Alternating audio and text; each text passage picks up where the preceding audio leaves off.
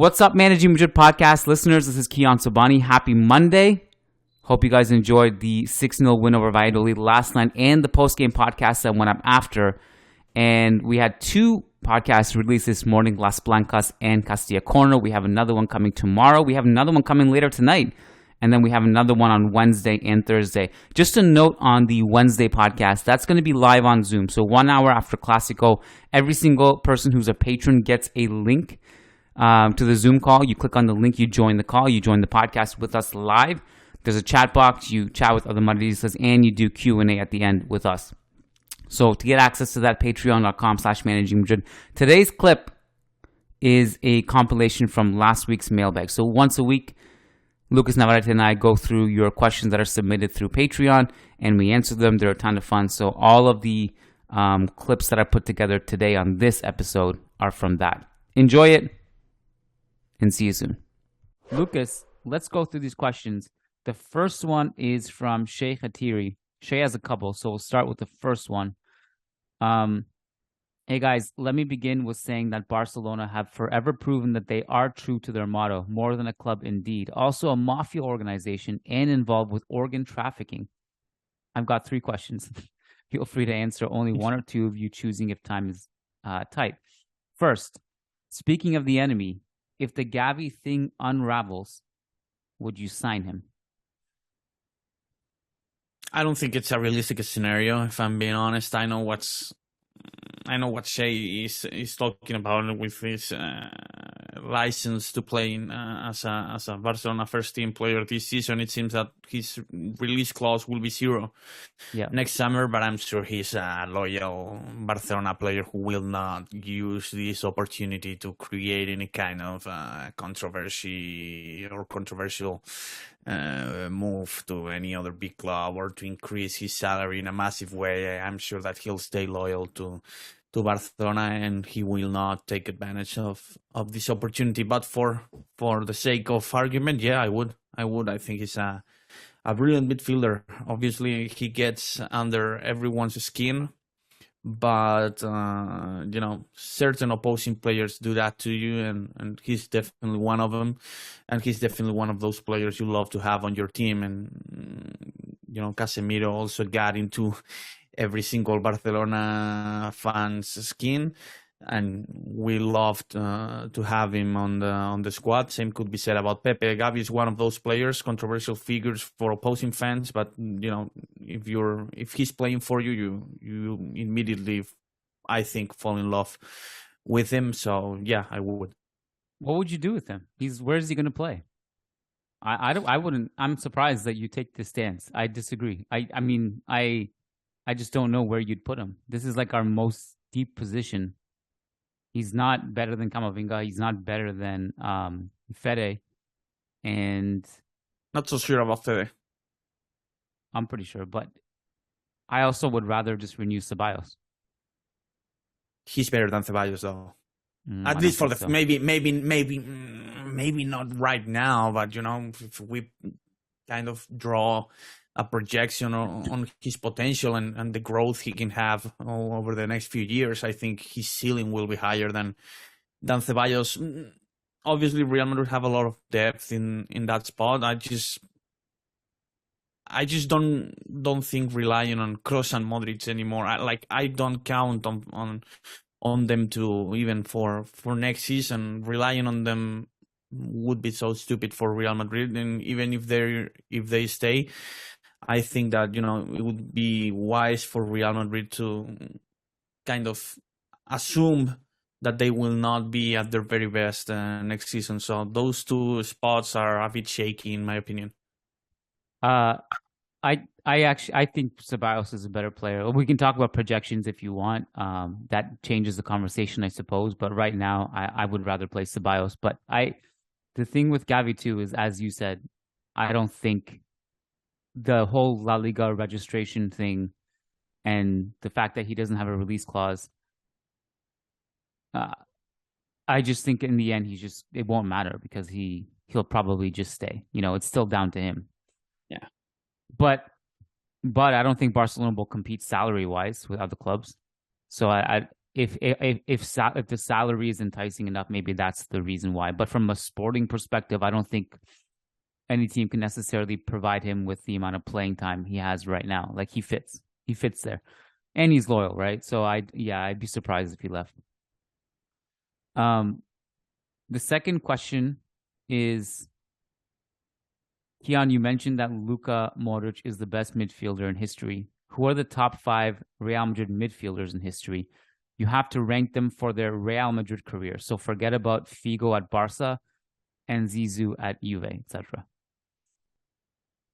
Oh, this is tough. Kroos would be there for sure. I think we've talked about this many times. I think that his legacy is very close to Modric's own legacy. So Kroos would be one of the 5. Zidane would still be one of the 5, I think, even though, I'm not as excited as most Real Madrid fans about, his overall and his entire career in Real Madrid. I think he still makes the cut. Depends on how you rank Di Stefano. I don't think he was a midfielder, so I don't know. I put him as an attacking midfielder. I don't think he even though he can play any position, basically, I don't think he qualifies here. I think you right. Put him. His best position was kind of just behind the striker. Right, same. List your own 5 and go ahead, because I didn't have time to think about this, so I'll be interested to hear your own 5 while I think about them. Yeah. So my 5, I think I have right now, if I'm not missing anyone, is Modric, Zidane, Kroos, Piri, and I have Redondo. Those are my 5. Tough for me to put Redondo, though. Only 2 or 3 seasons. His quality was great, but I think I still put Casemiro ahead of him, if I'm being honest. Casemiro has won more trophies, but stayed more years also, not only the trophies. But I think but Redondo, I think, was just a better player. And probably up until maybe the 21st century was probably the greatest defensive midfielder in football history. Like, there's definitely a case for him. And like, it's not like his Real Madrid career was short, bro. Like, he had 5 years there. No, 6 years. And the only reason it wasn't longer was because he was pushed out, because it was something like he was dating Sanz, something like that. And Florentino came in. He wasn't a Florentino guy, because he actually wanted Sanz to stay, and obviously Florentino just booted him out. There was like protests in the streets, you remember? Yeah. He would have stayed longer if not for that.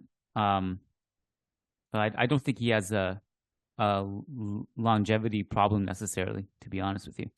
I think Casemiro still can make the cut over Pirri even. It's debatable. Like, Kroos and Modric would be the top 2 in my opinion, for sure. And then other than that, it's debatable. It's not like Real Madrid history has had many elite or legendary midfielders apart from Kroos and Modric, in my opinion. So it's debatable. I probably put Casemiro in my top 5. There's a lot, but the elite creme de la creme, I think, is a little bit more of a short list. Piri won 10 La Liga titles, man. He was amazing. Like, So I have him in my top 5. There are a lot of midfielders I really like, but I just wish they had a longer career. Like someone like Michael Laudrup, who for literally 1 year was unplayable, possibly the best midfielder in the world, and then he just didn't have the long career. But yeah, that's my top 5 anyway. Yeah. Okay, where are we? Third question from Shay. Right. Third, who's the second worst signing in Real Madrid history? We all know who the worst is.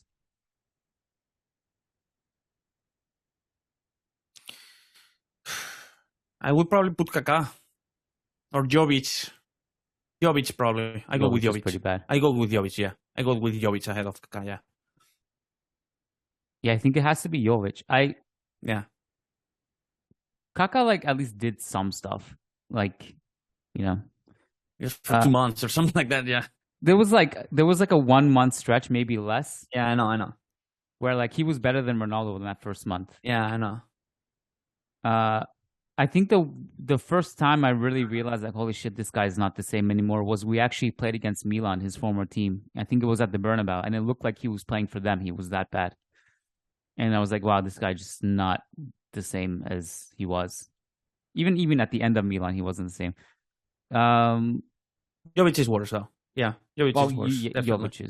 Jovic is worse. I don't think there's like any. I'd have to look at the list of how much we spent on each player. I haven't really prepared for this question. Jovic makes sense to me as the second worst. Mm-hmm. I often see this question like answered as like, oh, it has to be Faubert. But there was like zero risk with Faubert. Like, who cares? Like, it was a laughable decision to bring him for sure. But like, we didn't pay money for him. Too. Yeah, Woodgate was pretty bad. Woodgate was also pretty unlucky, to be quite honest with you. Sure. But again, it was a bad decision to bring him in. We knew kind of. Going through the list of highest transfer fees, Real Madrid history. There's not a ton of bad ones in the most expensive ones. Somehow Endrick is in the top 22. Anelka at 22 for 35 million. At least got us to the Champions League final with a couple goals against Bayern. Yeah. Odriozola, 32 million. Again, none of these guys are the second worst. They're just kind of going down the list. Danilo was pretty disappointing. Oh, I wouldn't say Danilo was any close. Like, I don't think Danilo deserves to be in this conversation with names like Odriozola, again, Jovic, Reinier. I don't think Danilo deserves to be in this conversation. Yeah.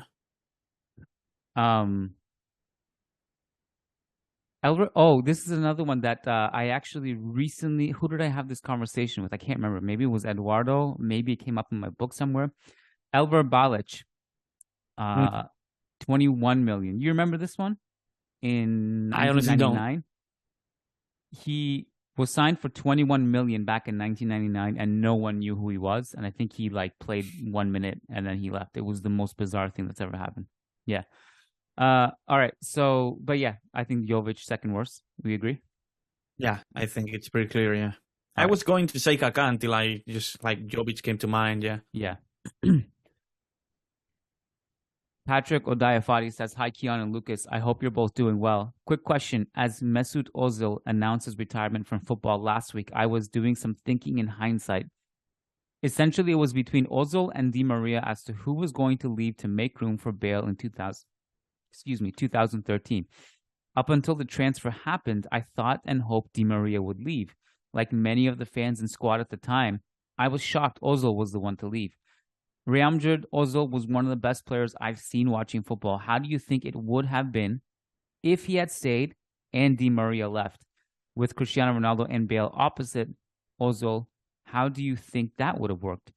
Although Carlo didn't play a 4-2-3-1, so Ozil didn't have a natural fit in that scheme, do you think we would have won more leagues and a Champions League with that change? No, I think the dominoes don't fall in the right place if you keep Ozil and sell Di Maria that summer instead. I don't think you win the Champions League. I don't think you win La Décima that year. I think Di Maria, he was the MVP, the player of the game in La Décima, so it's quite natural for me to think that, Real Madrid would have missed him for sure. Also, during that run, when Di Maria was able to play in that central midfielder role for Ancelotti, he was crucial. I don't think Ozil was suited or was prepared to take on that kind of role because of Di Maria's incredible work rate, whereas, we know that wasn't one of Ozil's main strengths as a player. So I don't think the dominoes fall in the right place in this narrative. I think Real Madrid lose or maybe not even make that Champions League final. And if that happens, you never know, how the other chips fall in the board there. I don't know if Real Madrid would have the same number of Champions League trophies had Di Maria left and Ozil stayed in the club. I think it was the right move to go to keep Di Maria instead of Ozil at the time. I think Ozil was definitely more aesthetically pleasing than Di Maria, but I think that Di Maria has had definitely a better career than Ozil. Maybe his peak wasn't as brilliant and as entertaining as Ozil, but now that the dust has settled, I think that it's quite clear to me that Di Maria has definitely been a better player than Ozil, not only for Real Madrid but also a better player. Period. Kind of painful when you put it that way. Partly because I remember, like, when we signed Ozil and we saw him play for a couple years, a lot of us thought that he was going to be like at the club for 10 years, like a legend. The way Ballon d'Or front page in Marca, yeah. Yeah, like everyone thought he was like the next Zidane, basically. And I remember like so much of the Spanish media, which is ironic because at the end, the Spanish media just made up shit about him. Like he was greedy, he was lazy, like he was all these fabricated stories pushing him out. But I really thought, and in those 3 years, he was so good. And I really thought that this guy is going to be like, I just loved the way he played, the way he glid on the field, like the elegance, everything, and his playmaking ability. He was such a special player. I thought he was going to be here for a decade. So the fact that it ended in 2013, I think it was, and not like 2020, which is what I had expected back in the day, kind of, it pains me not to reflect on it. And but yeah, I don't think we win the Champions League if we had kept Ozil instead of Di Maria, because if you remember, Di Maria did so much defensive work that year that Ozil couldn't. Unreal. Yeah, like that was the reinvention of Di Maria. I do think like it would have been interesting, like Ozil, if he had stayed, I think one of his main competitors would have been Isco. Or you wouldn't sign James like later. Because you could put Ozil just in that midfield of, remember when Ancelotti did Kroos, Modric, Isco, and James? Yeah. Ozil could just take one of the Isco or James spots, and that would work. But yeah, and that immediate year we won the Champions League, Di Maria was unbelievably important in that season. Unbelievably. Also against Bayern, I don't even think you make the final. If I'm being honest, I just talked about Real Madrid not winning the final. I don't even think you win the final without not without Di Maria, but replacing Di Maria with Ozil in that squad. I don't think you make the final. We like so much of Dortmund. Yeah, also Dortmund. Yeah. So many important games from Di Maria in that run, man. He was so crucial in that year for me to believe that Real Madrid would just not reach the Champions League final for sure. This Real Madrid era is so defined by Casimiro, Kroos, Modric that I feel like because of that, the Xabi Alonso, Di Maria, Modric midfield is a little bit overlooked and underrated. That was an amazing midfield. It's just the way it worked, on the balance on both ends of the field. All those players could pass, all those players could attack, all those players could defend. And it was, I thought, don't you think it's a little bit underrated? Like when we talk about Real Madrid's midfield, the great midfields, we only talk about Casemiro, Kroos, Modric. We don't talk about that one much. Yeah, I agree. And on one side, I think that it's also, as you mentioned, it's unfair because I think that's also the first year where Modric established himself as a starter for Real Madrid as a central midfielder. This was the first chance for him to prove that he was much more than just an attacking midfielder. He was a complete midfielder, a complete all-around midfielder for Real Madrid when, there were at least doubts and questions about his ability to play as a complete midfielder. So that midfield line was so important for Real Madrid that year. Remember that it also won the Copa del Rey against Barcelona. Di Maria also a huge game in the final against Barca. It's just impossible for me to believe that Real Madrid would have survived and complete that kind of run without Di Maria on the team. Di Maria is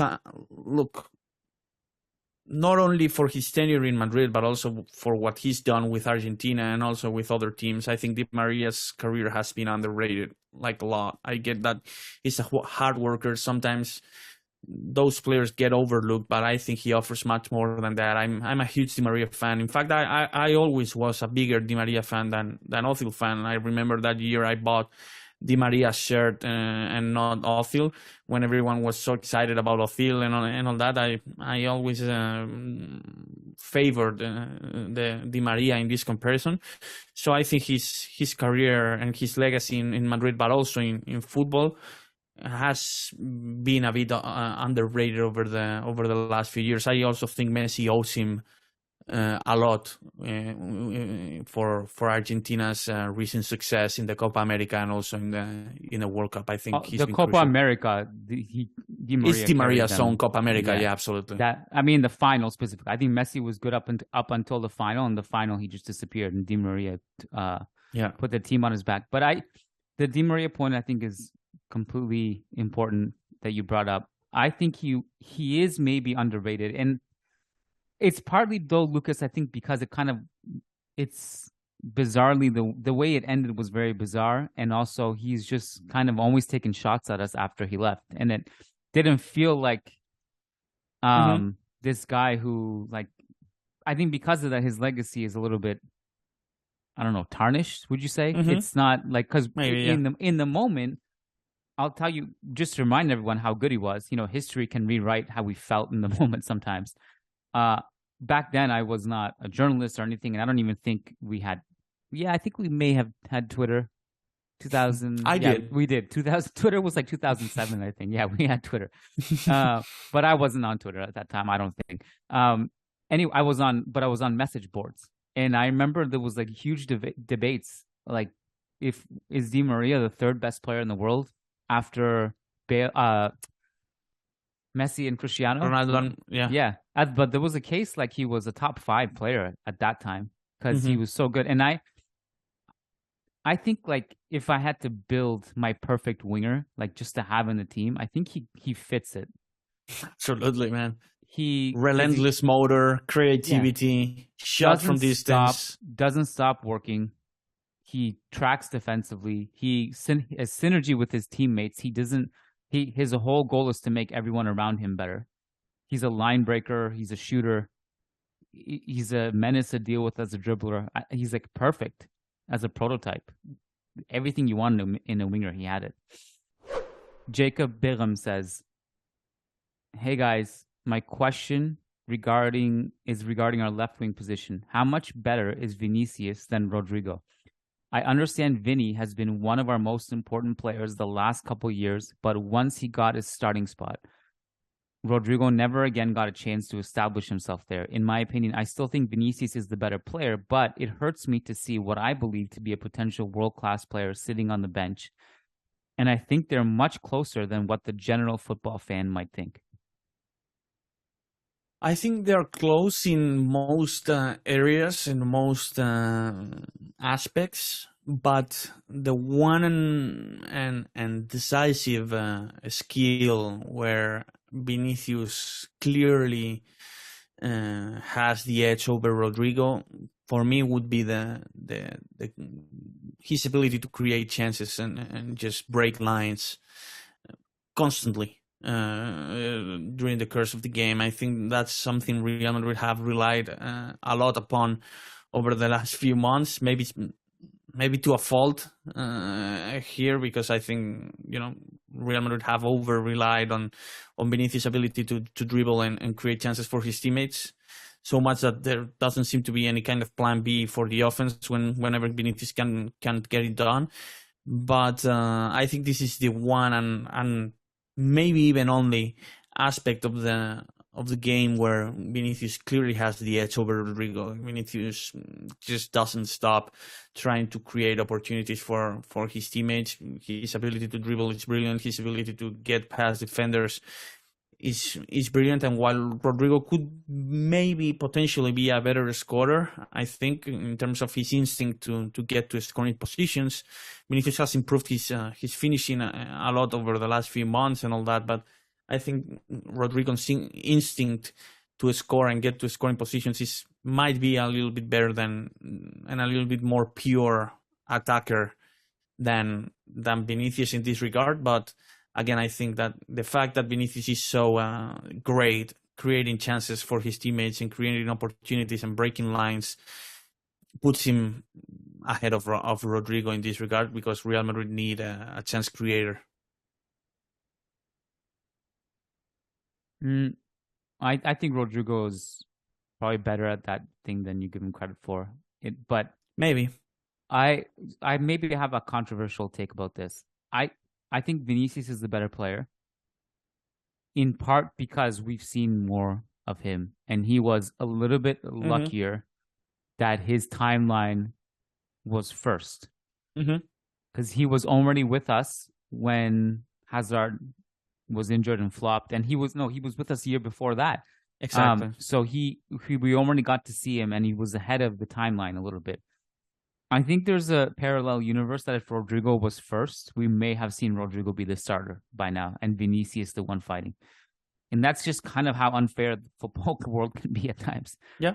I think Vinicius is the better player. I think he has a higher ceiling also. That's something I said a few years ago, and I still believe it.